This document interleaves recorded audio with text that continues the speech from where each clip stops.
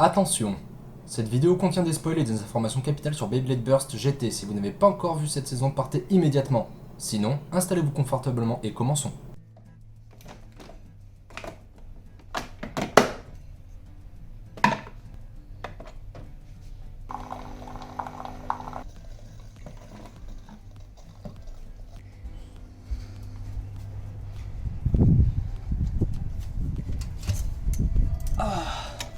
Quelle belle journée. Oh tiens, je vous avais pas vu, comment ça va? Est-ce que ça vous dirait pendant que vous êtes là de vous installer avec moi, à prendre un petit café et un petit croissant, et de se faire une petite rétrospective sur Beyblade Burst GT? Oui, ça vous dit? Super. Alors c'est parti, allons nous installer.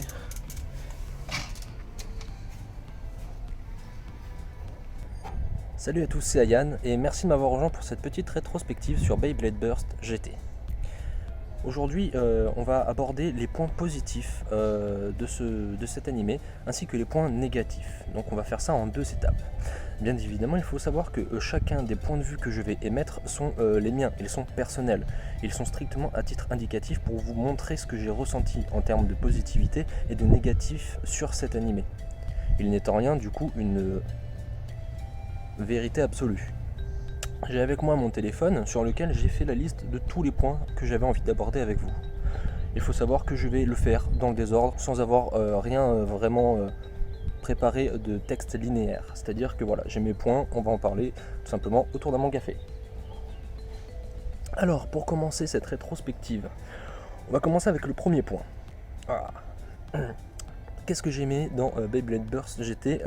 Premièrement, les nouveaux personnages. Je trouve ça super chouette qu'il y ait des nouveaux personnages, ça permet d'avoir des nouvelles histoires et de suivre toute une aventure au sein d'un même univers, sachant que il va y avoir toujours ce personnage Valt qui va être là pour rappeler qu'on est dans le même univers, et au final on va pas avoir un décalage trop fort sur le Beyblade, et je trouve ça super intéressant du coup de développer des nouvelles histoires, de nouveaux personnages, parce que bon bah au bout d'un moment les personnages qu'on a connus sur 2-3 saisons, on commence à les connaître un peu trop par cœur, et du coup il n'y a plus trop de choses à découvrir.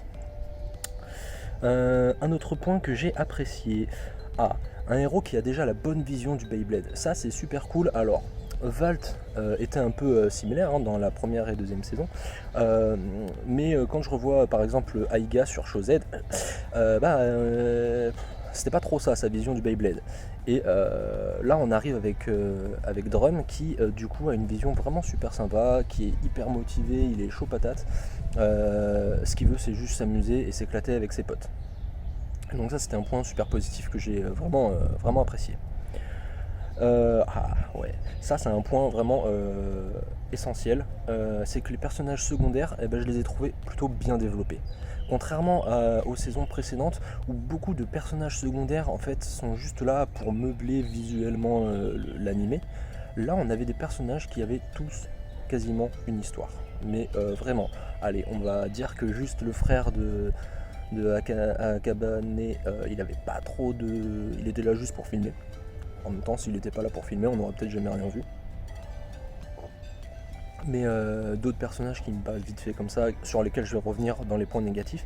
Mais voilà, entre autres, on a des personnages qui sont là, qui accompagnent le héros, qui ont une histoire à eux-mêmes, que ce soit les méchants, on va dire, ou les gentils. Un point que j'ai bien aimé dans le scénario de GT, c'est le fait que il y a eu un découpage en fait de cette saison en 3 parties, avec chacun des 3 méchants, toujours entre guillemets, parce que c'est pas vraiment des méchants, mais du coup voilà, celui qui a Fafnir, j'ai oublié son prénom, désolé, ensuite celui qui a Apocalypse, donc Arthur, Percival, et ensuite Gwyn, et du coup ce découpage là on le ressent vachement, parce que du coup on a vraiment une impression de... une histoire qui se passe, une aventure, avec un de ces méchants là. Ensuite, paf, deuxième partie avec Arthur, paf, troisième partie avec Gwen. Et on le ressent vachement, c'est super bien découpé. Et c'était très appréciable parce que ça donne une très bonne dynamique à l'animé. Et en fait, on se lasse pas d'être à chaque fois sur un même personnage tout le long. Je prends par exemple avec Faye tout le long sur Shozed. Et au bout d'un moment, ça devient un peu chiant, on a compris qu'il aimait bien péter des toupies. à un point que j'aimerais aborder qui m'a plu. Alors je suis complètement dans le désordre, hein, d'accord. Je fais ça comme ça, voilà, on est assis tranquille en train de prendre un café, des croissants, c'est très plaisant, on est là pour discuter, échanger, il n'y a pas de prise de tête. Un point que j'ai bien aimé, c'était le développement de Akabane avec Ashura, avec sa Ashura, et j'ai aimé son développement parce qu'on a enfin un personnage qui est, on va dire, le meilleur ami du héros principal, qui a un développement et une vraie évolution. Il a évolué tout le long. Il est tout le temps en train de se rendre compte à quel point du coup Drum il évolue de malade, qui devient super fort, et lui tout le long on se dit putain, on a l'impression qu'on va retrouver un Rantaro Kiyama, ça va être très lourd, et en fait il est développé avec mais une profondeur dans son développement à ce personnage, et je trouve ça génial. Son évolution du début à la fin elle est vraiment super, et le fait qu'il participe au combat final et qu'il batte Apocalypse, c'est vraiment top, parce que du coup ça montre qu'il n'est pas juste là pour meubler ou accompagner et rendre le héros plus fort, et au contraire justement là j'ai trouvé dans le scénario de GT que c'était l'inverse, c'est Drum qui a rendu Akabane bien plus fort, et en fait ça j'ai trouvé ça super. Et ça fait plaisir de voir, voilà, qu'il y a d'autres personnages qui évoluent fortement. Je vais revenir sur d'autres points après, d'autres personnages. Mais voilà, j'étais vraiment content de voir qu'on ne retrouvait pas à nouveau un Rantaro, parce que, ou le frère de Rantaro, c'était pareil. C'était vraiment, je ne veux pas dire qu'ils étaient inutiles, mais bon, tu les enlèves, ça change pas grand chose au scénar, alors que là ça a eu une importance. J'ai bien aimé le nouveau système Gachi, qui était très intéressant, avec de nouvelles possibilités et de nouvelles pièces qui sont introduites et qui sont très sympas. Il y a eu beaucoup de nouveautés, entre le disque Hurricane, le driver de Joker Trix, ou alors le nouveau système Mugen Lock, que j'ai trouvé ça juste super. Voilà, il y a eu plein de nouvelles pièces de système qui m'ont donné envie déjà forcément d'obtenir toutes ces pièces pour les tester, parce qu'elles ont l'air vraiment extra. Et du coup j'ai trouvé ça cool de réussir à chaque fois à introduire, ça c'est tout le temps dans toutes les saisons Burst, d'introduire de nouveaux systèmes, à quel point du coup on voit qu'ils réfléchissent sur les différentes manières dont ils peuvent implémenter des systèmes nouveaux pour rendre les combats toujours aussi différents. Donc là voilà, j'ai découvert pas mal de pièces qui m'ont bien plu et que j'ai trouvé très intéressantes, et du coup c'était prenant parce qu'en fait on découvrait tout le temps des nouvelles choses tout au long, et en fait c'était pas barbant, c'était pas trop long, c'était vraiment super intéressant, c'était bien construit comme il fallait. Un point que j'ai bien aimé, qui est apparemment quelque chose que les gens ont plutôt détesté sur GT, c'était le fait qu'il y ait certaines baies qui appartiennent à d'autres bladers. Et par exemple Fafnir, elle n'était pas à Free, et du coup ça j'ai trouvé ça cool. Pareil pour la Longinus, et j'ai trouvé ça super intéressant en fait de montrer que les baies n'appartiennent pas forcément à un blader à proprement dit. Dans la réalité, dans la vie de tous les jours, on voit bien qu'on collectionne toutes nos toupies et qu'on en a plein en tout genre. Et on va très bien avoir une Valkyrie, comme une Fafnir, comme une Spriggan, etc. Chacun va pouvoir avoir toutes les pièces. Et du coup, c'était chouette de se rendre compte finalement via l'animé, qui lui montre souvent qu'une baie appartient à un blader, que là en fait c'était pas le cas. Et ça j'ai trouvé ça super sympa. Un point qui m'a fait plaisir, c'était le principe du Gold Turbo. J'ai trouvé que c'était un principe intéressant et une représentation très sympathique de la résonance. Parce que jusqu'à maintenant, il n'y avait pas de réelle représentation de cette résonance qui était vue par les autres personnages. Là, le Gold Turbo, n'importe qui le voit. Je suis désolé, je retiens pas super bien les prénoms des personnages, mais le vieux qui s'occupe des Victories, il le voyait, ce Gold Turbo, alors que d'autres personnages n'avaient pas une vraie, on va dire qu'ils le voyaient pas physiquement, le lien qu'il y avait entre un blader et sa toupie. Et dans GT, ils ont fait ça par le Gold Turbo, qui est du coup une émission du lien entre le blader et sa toupie, et j'ai trouvé ça génial parce que on avait enfin une représentation physique concrète. Alors même si en réalité ça ne brillera jamais, hein, mais on avait une physique qui était représentée de ce lien dans l'animé, et j'ai trouvé ça cool parce qu'au moins chaque autre personne était là en combat, oh mon dieu, mais elle brille, mais ça veut dire que son lien est super fort, et d'un coup la toupie devient super cheatée et tout ça, donc on est en mode wow. Voilà, donc du coup ça j'ai trouvé ça super cool de développer en fait le Gold Turbo d'une manière totalement différente, donc la résonance d'une manière différente que sur les saisons précédentes où on était plus, où c'était quelque chose de pas physique, c'était vraiment genre un lien pur, mais que personne ne pouvait réellement, il le ressentait de temps en temps machin, mais c'était pas quelque chose qui était que les non-bladers pouvaient apercevoir. Et là, on s'en rend compte que tout le monde voit les toupies briller de folie et ils sont donc en mode waouh, lui il est bon, lui il envoie du pâté. Un point, je pense que c'est le point qui fait que j'ai aimé Beyblade Burst GT, c'est que la fin de cet animé est géniale. Elle est juste géniale. Elle est poussée loin dans le scénario, mais un truc de malade. Ça change vachement des autres saisons Burst, où on a souvent un peu une fin un peu similaire, vraiment. Genre, clairement, je crois qu'elles sont toutes similaires. Valt à la fin de God il devient champion, ensuite à la fin de Shozed, Aiga devient champion, ça se finit toujours sur un combat 1v1 en mode c'est moi le plus fort, machin tout ça, et là sur GT on a un truc totalement différent qui m'a scotché sur place. Clairement j'étais là, je fais mais il est pas mal ce scénario. Pas mal. Non, franchement, on était sur un truc qui était très poussé autour de l'amitié. Ça fait très cliché, etc. Mais c'était tellement bien introduit que ça en devenait passionnant. Et on était vraiment pris à fond. Le fait aussi d'avoir un combat qui est différent, une finale différente de d'habitude où on est sur un 1v1. Là, on était vraiment sur un combat à 3 contre 3 avec une sorte de mini tournoi qui était super bien organisé où on commençait, je crois, par du 1v1, puis ensuite du 2v2, puis on revenait sur du 1v1. Mais il y avait vraiment l'équipe était importante. Alors que d'habitude on est sur un match tout simplement en 3 points pour devenir le champion du monde. Là on était vraiment sur quelque chose de très sympathique, visuellement très classe, scénaristiquement très bien tourné. Le côté avec Gwyn, mais je pense que c'est une des meilleures fins que j'ai préférées sur les saisons de Beyblade. Un petit point que j'ai aimé, la L Tower est une tour. Pas comme dans Shozed où je sais plus le nom, c'est pas une tour du tout. Il dit c'est une tower, machin, venez m'affronter dans la tour, alors que le truc c'est un palais à plat dans le désert. Bon, là on avait vraiment une tour, du coup c'était sympathique. Un autre personnage dont j'ai aimé son évolution, qui a été fortement mise en avant évidemment, c'est Delta, forcément, vous vous en doutez. On est sur un blader qui pense qu'une étoile ne peut briller plus fort que si elle est seule, et qui change du tout au tout au long de l'animé pour avoir un comportement à la fin d'une véritable amitié avec Drum. Et ça c'est un point que j'ai vraiment aimé, parce que on a un personnage typique qu'on retrouve très souvent en vrai. Je veux être le plus fort, j'ai besoin de personne, je suis un bonhomme. Sauf qu'on se rend très vite compte, et le personnage aussi, que finalement être solo des fois c'est pas cool, et puis on s'amuse pas, et puis on se fait bien chier, et puis quand on se fait défoncer, on est tout seul, et il n'y a personne pour nous soutenir moralement, nous aider, etc. Et du coup ce personnage il a une très belle évolution où au début on le déteste, perso je l'aimais pas, quand je l'ai vu j'ai fait ok c'est quoi ce rabat-joie, le mec un peu lourd, chiant, etc. Et au final ça évolue, il commence à changer d'avis, à se rendre un peu plus compte de ce que peut leur apporter, ce que les autres peuvent lui apporter. Et jusqu'au moment fatidique où il se fait briser du coup par Apocalypse et qui réalise finalement que qu'une étoile finalement elle ne peut pas briller toute seule. Elle a besoin des autres.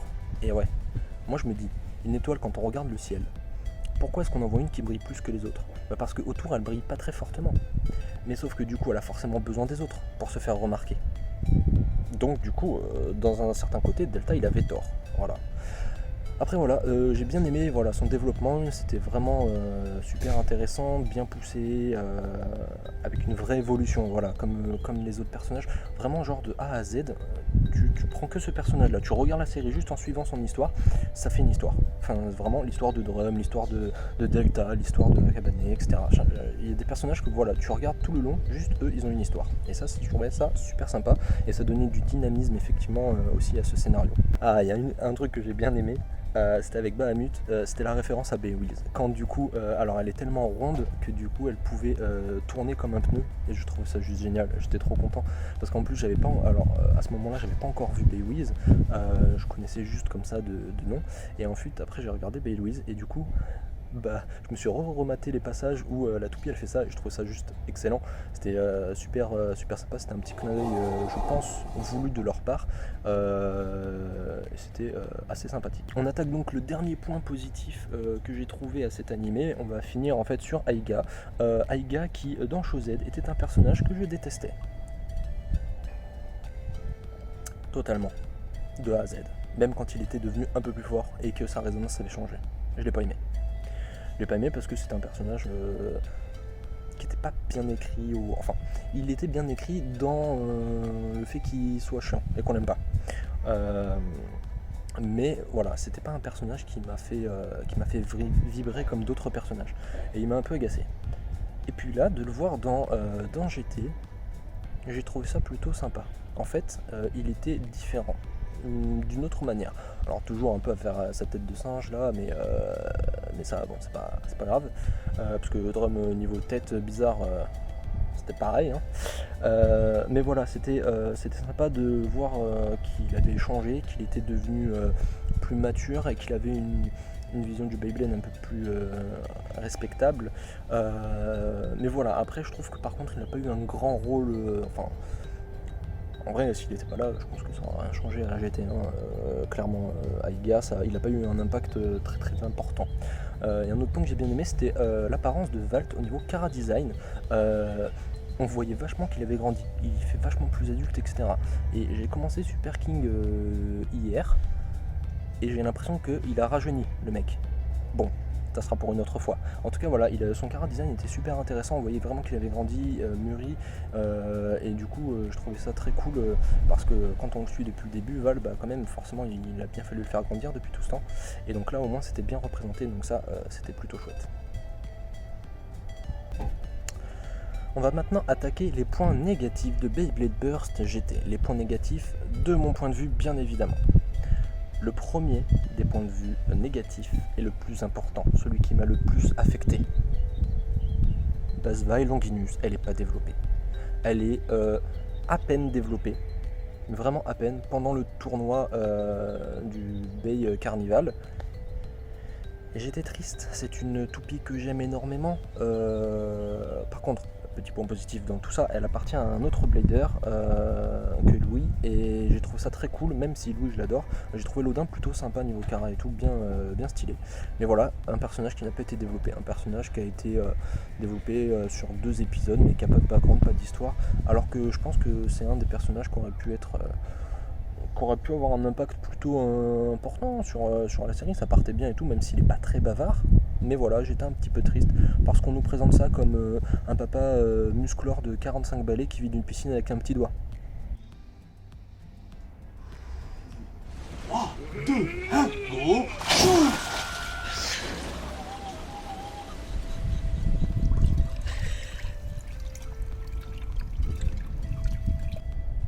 Voilà comment est résumé l'Odin.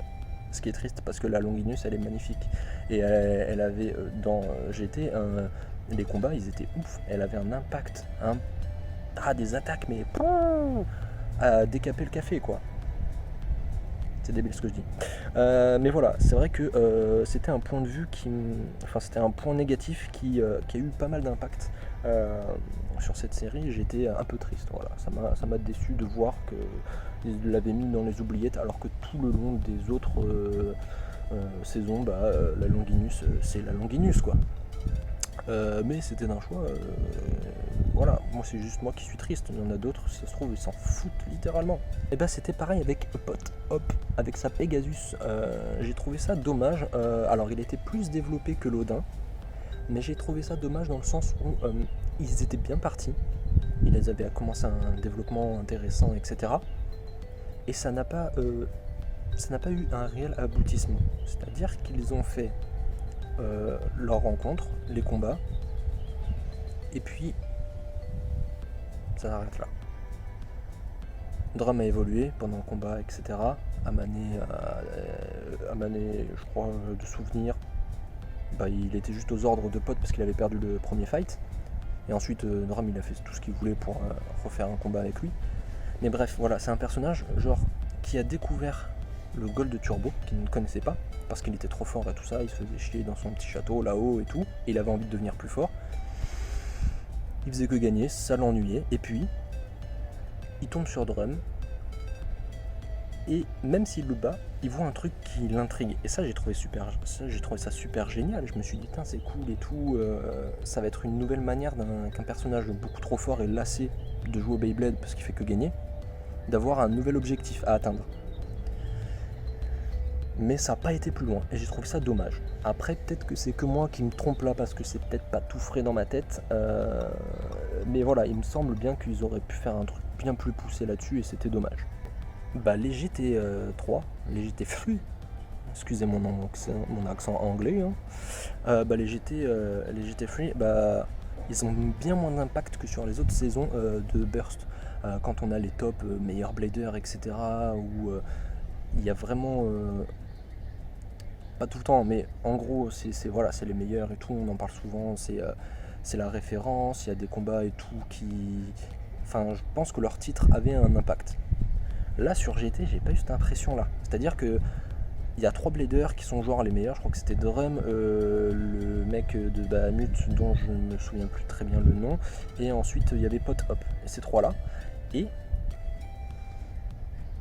c'est des GT3, et alors dans l'anime il n'y a aucun truc qui fait que ça a un vrai impact sur l'histoire, zéro impact. Donc du coup, voilà, c'était dommage, je trouve, de ne pas mettre plus en avant ce côté prestige d'être les meilleurs bladers, même si les histoires de chacun ont quand même eu un petit développement.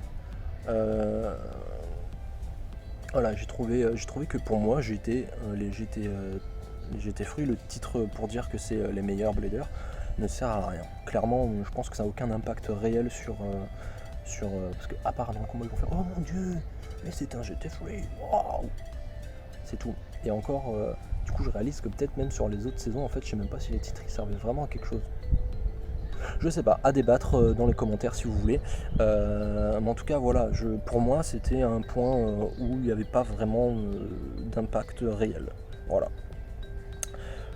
Un autre point négatif, il n'y en a plus beaucoup après, hein, c'est promis. Un autre point négatif, c'était la vitesse à laquelle on oublie rapidement les méchants, entre guillemets, toujours parce que c'est pas des vrais méchants, ou plutôt la vitesse à laquelle ils deviennent vite inoffensifs, toujours entre guillemets. Oui, pourquoi je dis que ça c'est un point négatif? Parce que je ne me rappelle toujours pas le nom de celui qui a la Fafnir, mais c'est le premier arc, la première partie, ça se fait avec lui, comme méchant. Le mec ça devient tout docile, inoffensif après. Je veux bien et tout, ça me dérange pas, ça passe bien dans le scénar, etc. Mais il a plus aucun impact après, zéro, plus rien. Alors que du coup, c'était un méchant de première partie. Ensuite arrive le méchant de deuxième partie, Arthur Percival avec sa Apocalypse, qui arrive, on va se le dire sans mentir, comme un cheveu sur la soupe. Le fou, on l'attendait pas. Moi, quand je l'ai vu arriver dans ce combat entre Aiga et Drum, non, c'était entre... pardon.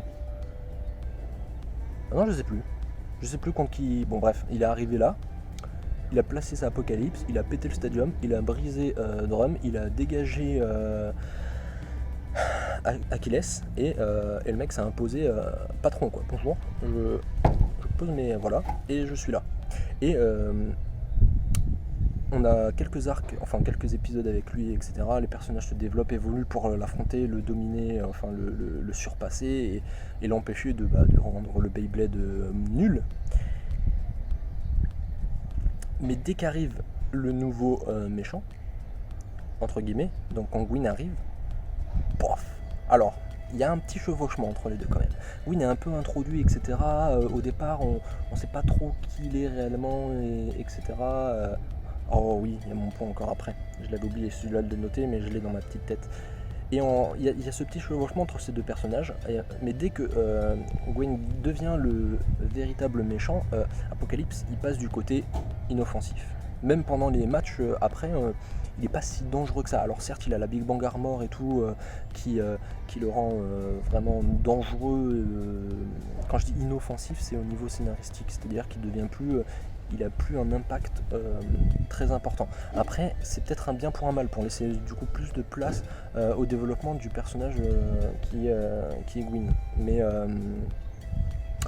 Mais voilà, du coup, c'est vrai que j'avais cette impression-là, voilà, que les méchants ils défilaient un peu à la trappe comme ça, et je trouvais ça dommage qu'il n'y ait pas un impact un peu plus poussé derrière. Après, voilà, encore une fois, c'est ce que j'ai comme ressenti maintenant, après avoir regardé et que c'est passé il y a 2 semaines, mais je peux me tromper, ou je peux changer d'avis évidemment. C'était mon dernier point négatif avant, pas tout à fait, il y en a un que je viens de penser, que Gwyn n'est pas une fille, c'est un homme. Si vous ne le saviez pas, je suis désolé de vous l'apprendre. Mais je pense qu'on arrive très facilement à comprendre que c'est pas une fille. Et je trouve ça dommage, parce qu'au début, je l'ai vu, je fais oh, ils ont introduit la Reine des Neiges, quoi. J'ai rigolé, puis ensuite j'ai compris que c'était un garçon. J'ai fait d'accord, c'est Monsieur Reine des Neiges.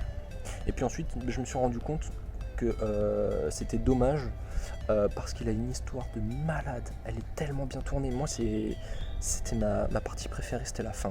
La fin de l'anime, elle était géniale. Et c'est vrai que du coup, j'étais triste que ce soit pas une fille, parce que c'est pas... il n'y a pas assez de parité dans cet animé, et je trouve que c'est vraiment dommage de faire croire que c'est un univers uniquement de garçons. Alors qu'il y a beaucoup de filles qui adorent Beyblade, qui y jouent et qui s'éclatent. Que ce soit des petites filles ou des grandes filles, il n'y a pas cette parité qui est montrée, et je trouve ça dommage. Voilà. Je crois que j'ai terminé. J'oublie sûrement des choses parce que il y a quand même 53 épisodes, donc il s'en est passé des choses en 53 épisodes. C'était il y a 2 semaines, je me souviens pas forcément de tout en détail, je ne l'ai pas regardé d'une traite. Je le regarde déjà un peu en retard, donc déjà je le regarde. Mais voilà, c'est vrai qu'il y a peut-être des choses que j'oublie, donc n'hésitez pas à rejoindre le Beyblade Espace. Je mettrai le lien de Discord dans la description. Venez sur Discord, échanger avec moi sur ce sujet, parce que j'adore échanger, surtout sur ce genre de sujet là. C'était vraiment super chouette de faire ça. J'ai essayé un petit format que j'ai copié sur Castiel, en étant à l'extérieur, avec un bon café que j'ai toujours pas fini et qui à mon avis est devenu froid, mais c'était super chouette. J'ai aimé revoir un peu ce qui m'avait plu, ce qui m'avait pas forcément plu sur cet animé. Ça m'a fait une petite rétrospective très sympathique, et en conclusion, j'étais